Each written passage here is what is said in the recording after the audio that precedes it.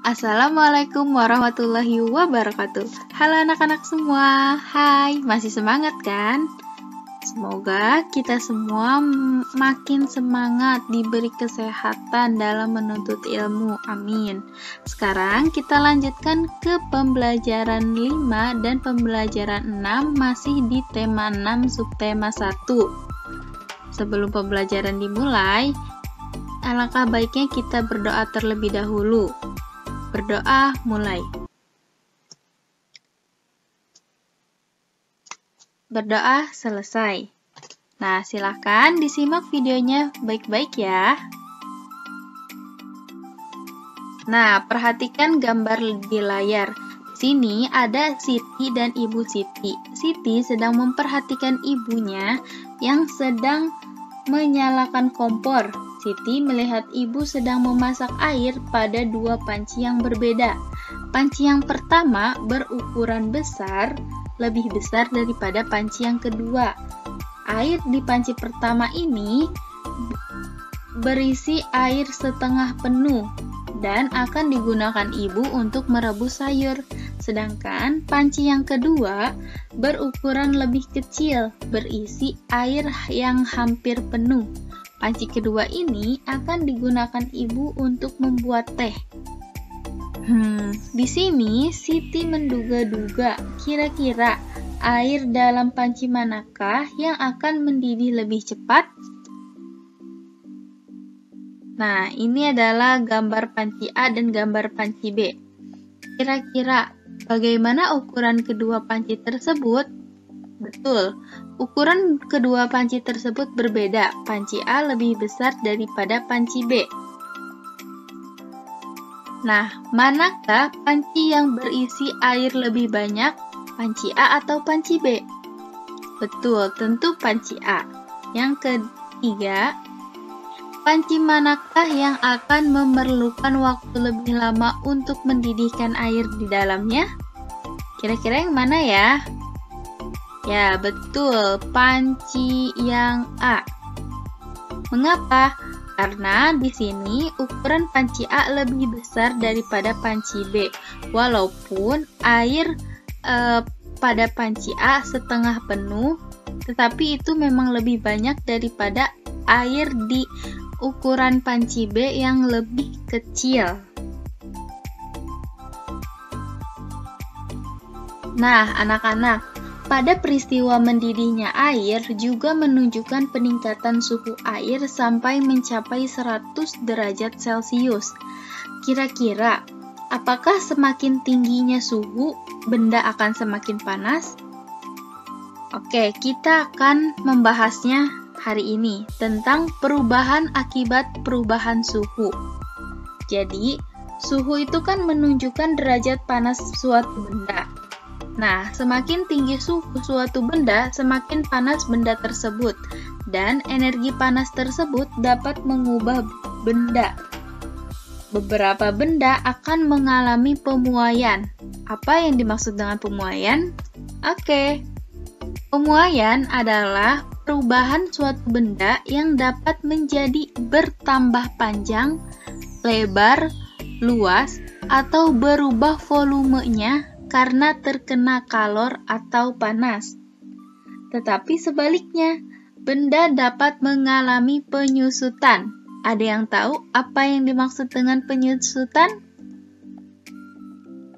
Ya, penyusutan adalah perubahan suatu benda yang menjadi berkurangnya panjang, lebar, dan luas karena terkena suhu dingin. Jadi kalau pemuaian semakin bertambah, kalau penyusutan menyusut semakin berkurang. Silakan amati perbedaannya ya. Nah, pemuaian dan penyusutan ini bisa terjadi pada logam, udara, dan air. Nah, berikut ini adalah beberapa contoh pemuaian dan penyusutan benda karena perubahan suhu dalam kehidupan kita sehari-hari. Ada apa aja ya? Yang pertama, pemasangan kaca jendela. Nah, kenapa pemasangan kaca jendela? perlu kalian ketahui, pada saat proses pemasangan kaca jendela ini yang dilakukan oleh tukang kayu ini sedikit lebih lebar dari ukuran sebenarnya. Kenapa?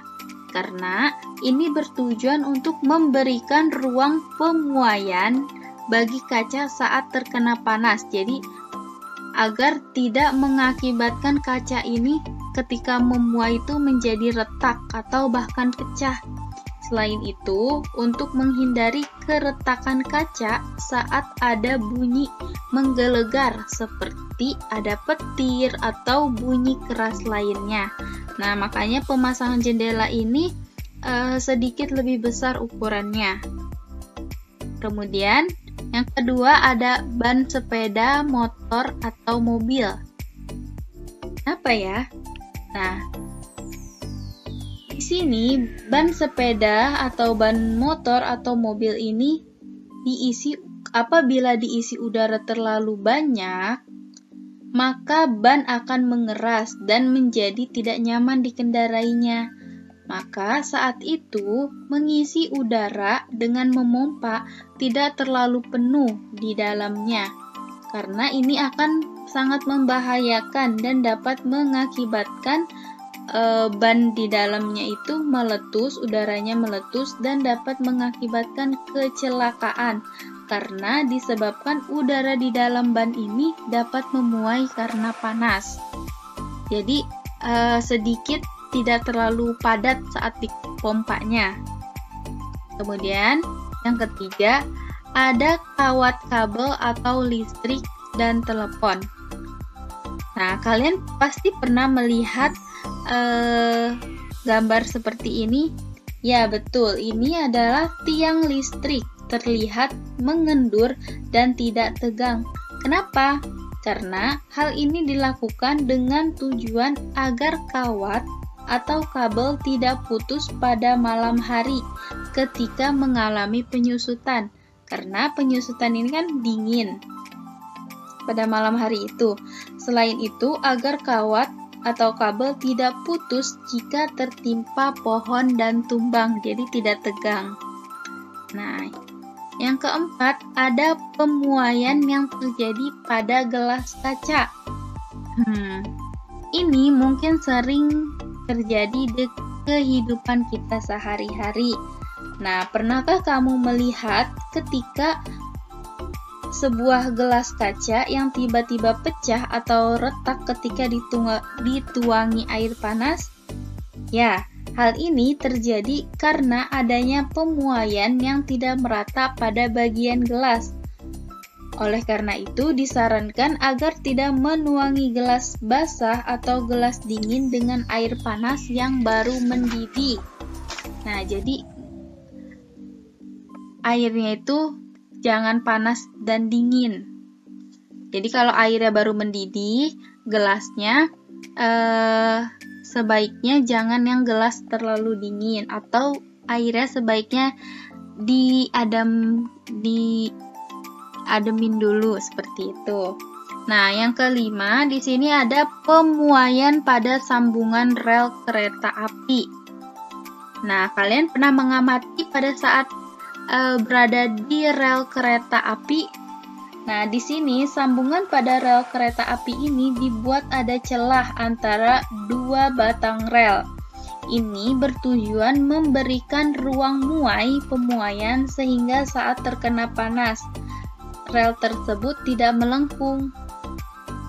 Karena rel yang melengkung akan membahayakan gerbong kereta ketika melewatinya. Dan yang terakhir ada penggunaan termometer. Nah, tahukah kamu cara menggunakan termometer klinis atau termometer badan? Jadi, termometer ini akan ditempelkan ke beberapa bagian tubuh seperti dalam mulut atau ketiak, bertujuan untuk mengukur suhu panas tubuh.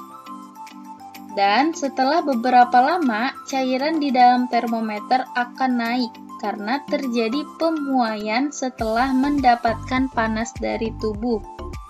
Cairan tersebut akan berhenti pada angka tertentu untuk menunjukkan suhu tubuh. Ketika termometer tidak digunakan, akan kembali turun karena mengalami penyusutan.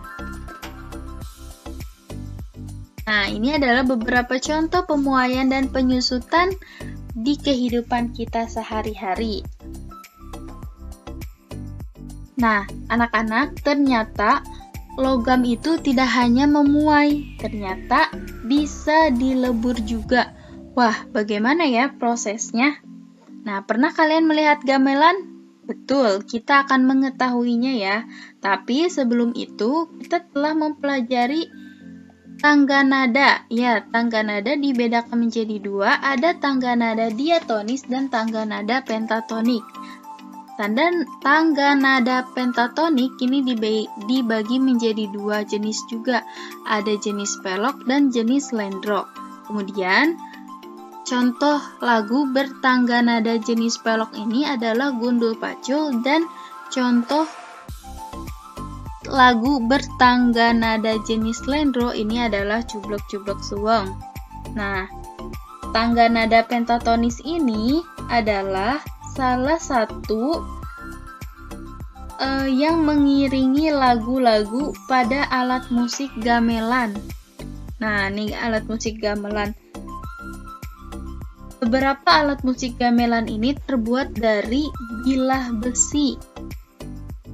Dan cara memprosesnya itu campuran logam. Jadi gamelan ini dari logam, kemudian yang dipanaskan dengan suhu yang sangat tinggi agar mencair, bisa dibayangkan, dan mudah dibentuk. Maka dari itu disebut dengan proses peleburan. Nah, ini adalah proses cara membuat gamelan yang menghasilkan suara yang sangat indah.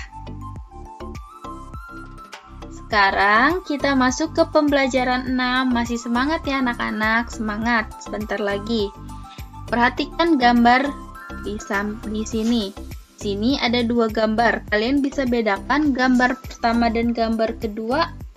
Betul. Di sini gambar pertama ini adalah lalu lintas yang sangat tertib, sedangkan gambar yang kedua ini adalah pada saat lampu merah ini tidak tertib. Nah, kenapa demikian berbeda? Karena setiap warga yang tinggal dalam sebuah masyarakat tertentu memiliki tanggung jawab sebagai anggota masyarakat itu sendiri. Apa ya yang dimaksud dengan tanggung jawab? Nah, anak-anak, pernahkah kalian mendengar kata-kata bijak seperti ini? Maju mundur suatu bangsa tergantung tanggung jawab warga negaranya. Mengapa demikian? Kira-kira ada yang masih ingat apa yang dimaksud dengan tanggung jawab? Tanggung jawab warga negara. Tanggung jawab adalah keadaan untuk menerima akibat dari perbuatan yang dilakukan sendiri maupun yang dilakukan bersama-sama. Sebelumnya kita telah mempelajari hak, kemudian kewajiban, dan yang terakhir adalah tanggung jawab. Ketiga elemen tersebut sangat berpengaruh satu sama lain. Lalu, bagaimana ya rasa tanggung jawab kita sebagai warga negara? Bentuk rasa tanggung jawab kita. Yang pertama, memahami dan mengamalkan nilai-nilai dalam sila-sila Pancasila. Ada berapa Pancasila? Ya, ada 5. Yang pertama, ketuhanan yang Maha Esa. Bentuk tanggung jawab kita adalah menunjukkan rasa hormat dan menghargai ketika orang lain sedang beribadah. Sila yang kedua apa? Betul, kemanusiaan yang adil dan beradab.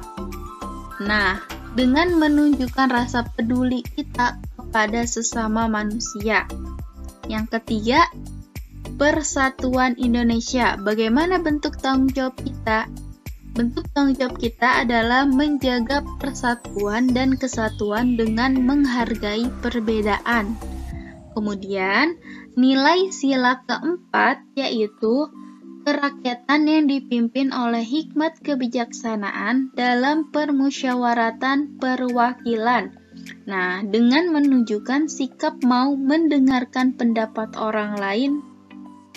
Kemudian yang terakhir adalah keadilan sosial bagi seluruh rakyat Indonesia. Nah, ini adalah bentuk tanggung jawab kita dengan menaati peraturan-peraturan yang ada.